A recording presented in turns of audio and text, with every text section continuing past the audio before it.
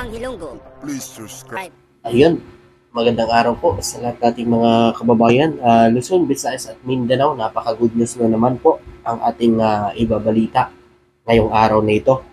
So ito po mga kababayan, napaka-good news at napakalaking tulong para sa pagbabantay sa mga teritoryo na pag-aari ng Pilipinas diyan sa West Philippine Sea.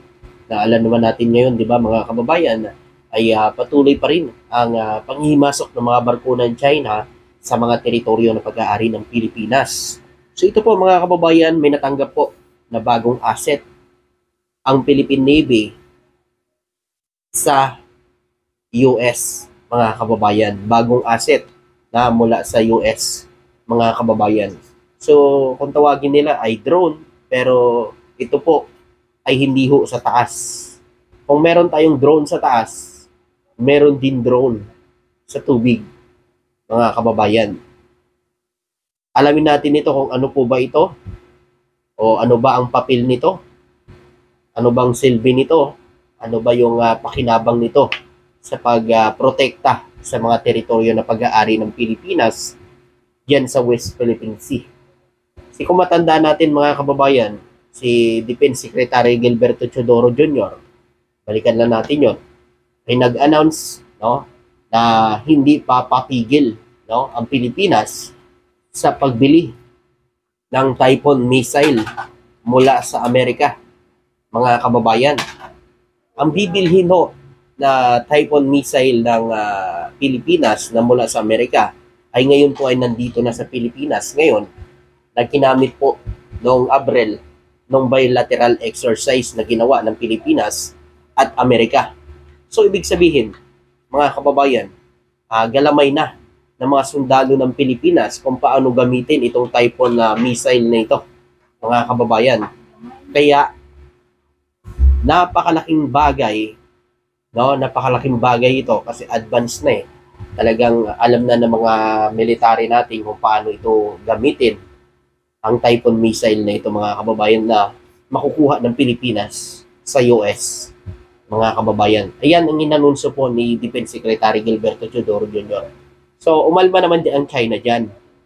Mga kababayan, umalma ang China na sabi daw, magpo-provoke daw ng provoactive ang ginawa ng Pilipinas, ang aksyon ng Pilipinas na pagbili na yung Typhoon missile sa Amerika. Mga kababayan. Bakit? Bakit nangingialam ang China sa atin? Wala silang karapatan dyan, mga kababayan. Wala silang karapatan dyan na mangialam sa kung ano man ang gagawin ng Pilipinas. Kasi dapat lang na magpalakas talaga ng depensa ang bansa. Kasi nangungulingat na tayo sa depensa eh. Kailangan lang, mga kababayan, na magpalakas tayo ng depensa natin. Baka kasi ang gusto ng China, sa kanila tayo kumuha, mga kababayan. Tapos bibigyan tayo ng mga paltik. Paltik ng mga kagamitan ng China. Yun ang gusto ng China eh. Diba nga dati, pas administrasyon eh, puro China. Puro China, made in China. Yun tuloy. Nangingialam ng China sa atin dito. Ngayon, magpapalakas tayo ng depensa, haharangan ng China.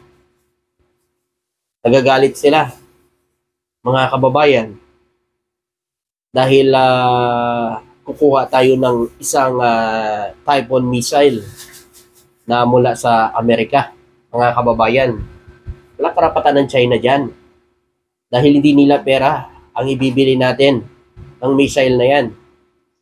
Yan po ay pera po ng Pilipinas. Hindi ho manggagaling sa China, mga kababayan. Kaya wala silang karapatan na harangan tayo. So ito po mga kababayan, ang natanggap ng Philippine Navy na drone, nasa tubig naman ito magagamit.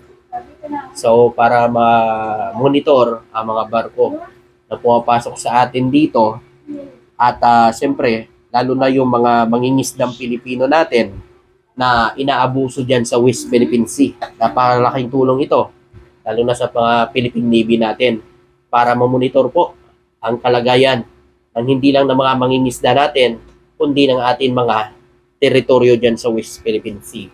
Ito babasahin ko lang binigyan ng US ang Philippine Navy ng ilang command surface sa pamamagitan ng foreign military financing para tumulong sa pagtatanggol sa exclusive economic zone at soberanya ng Maynila sa West Philippine Sea o sa South China Sea, mga kababayan. So, grabe, no? Yan na po, mga kababayan, yung sinasabi ko sa inyo na talagang ang Amerika, talagang tutulong yan para sa atin. Tutulong yan para mapalakas ang depensa natin, lalo na yung pangangalaga dyan sa mga teritoryo natin. Pero ang China po, hindi ho yan tutulong sa atin, mga kababayan. Ni Singkong Duling ho, hindi yan tutulong sa atin, mga kababayan, ang China. 'Di ba? Pero ang Amerika po, tutulong po yan, mga kababayan. Tulad ngayon, 'di ba? Itong bagong binili ng Philippine Navy sa US na drone sa tubig naman, no? Ayan. So ituloy natin, no? Ibinunyag ng US Secretary Defense Lloyd Austin at Philippine Secretary National Defense Gilberto Teodoro Jr. ang paglipat ngayon sa isang press conference sa Palawan kung saan nasaksihan nila ang pagpapakita ng Philippine Navy ng bagong kakayahan na ibinigay ng Amerika, ang Mantas T-12. Ang T-12 ay isang pangunahing kakayahan na ginagamit ng mga puwersa ng Pilipinas upang protektahan ang soberenya nito at gumana sa buong exclusive economic zone nito sa South China Sea. So napakalaking tulong ang T-12 na ito, mga kababayan, sa pagprotekta, no, sa ating mga soberanya diyan sa West Philippine Sea, kasi mamomonitor na ang ating mga karagatan, mamomonitor na po ng bagong T-12 na ito na mula po sa Amerika, mga kababayan. Siyempre, mga kababayan, tingnan nyo naman, kung may drone tayo sa taas, meron din tayo sa tubig, no?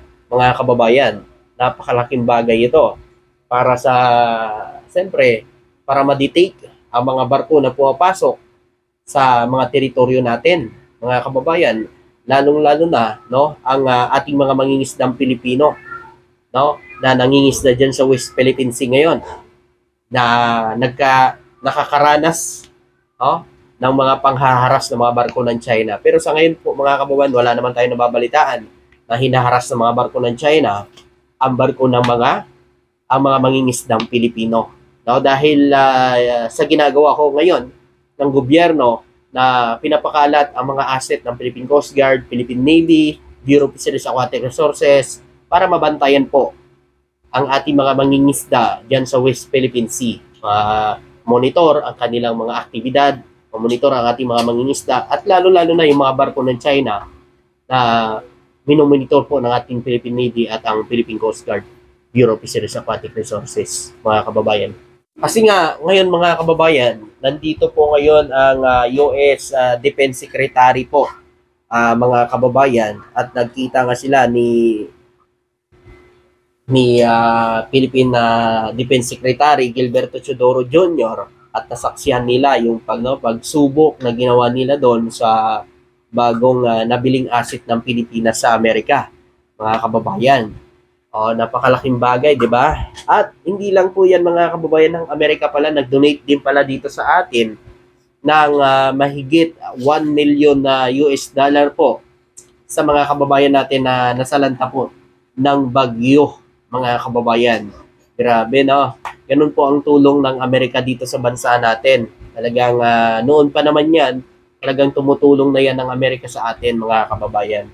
So ito pa po, mga kababayan, meron lang po akong idagdag dito.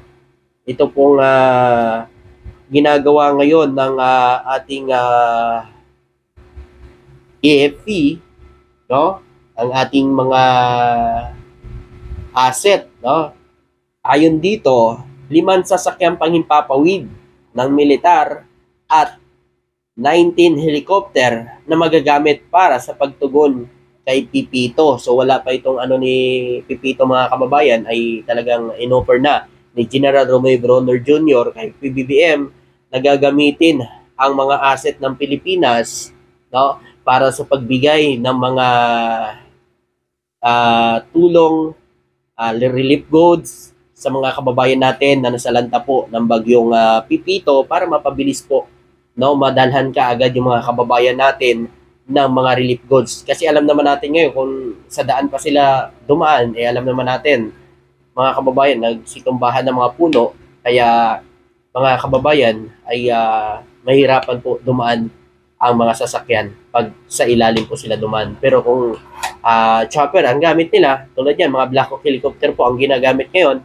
So makikita nyo dyan, mga kababayan, ayan o, mga Black Hawk helicopter yan ang ginagamit sa pagbigay po ng mga relief goods sa mga kababayan natin na naapektado ng Pipito, typong Pipito mga kababayan.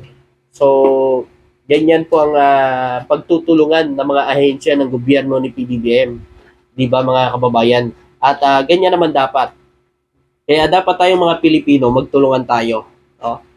Magtulungan po tayo. So, bago yan, ilang araw pa po yan, no? November 15 pa po ito mga kababayan. Dinagdag ko lang dito sa balita ko para alam din po ng mga kababayan natin na yan po ay mga ginamit po sa pagbibigay ng tulong sa mga kababayan natin na nasalanta po ng bagyo mga kababayan. At gusto ko lang makita din ng mga kababayan natin kung gaano kabilis ang pag-responde ni PBBM. Kahit ilang bagyo na ang dumaan po, pero nakikita ko natin ang talagang agarang solusyon at pagbibigay ng mga tulong ng gobyerno sa mga nasasalanta ng bagyo, mga kababayan. So meron naman nagsasabi, iwan ko na lang kung saan po nanggagaling yung mga impormasyon nila na sinasabi ho ng mga nasa kabila, mga didiles, na yung bagyo na daw yan ay gawa-gawa daw po umano ng Amerika, mga kababayan. So yan na naman, nagpapakalat na naman ng mga fake news ang mga pro-China o mga didilis mga kababayan na gawa-gawa daw na yan ng US ang bagyo, mga kababayan. Pero alam nyo sana kung magsalita kayo ng ganyan para maniwala yung taong bayan sa inyo, dapat ipakita nyo rin, meron kayong ebidensya na nagpapatunay na totoo yung sinasabi ninyo. Hindi na magsasalita lang kayo, magta-type lang kayo dyan. Akala mo parang chismis lang, ano. Dapat patunayan nyo rin na totoo yung sinasabi ninyo. Hindi na kukwento kayo dyan, kawawa naman po yung mga kababayan natin na inuuto nyo lang. Kaya nga sa mga kababayan natin, wag ko kayo agad-agad maniniwala kung ano man ang binibitaw mga salita ng mga didilis na to. Kasi alam niyo kung bakit mga kababayan, ginagawa lang kayong tanga ng mga yan. No? So yun po, mga kababayan, maraming salamat. Sana may naibigay na naman akong update sa inyo ngayong araw. Thank you po.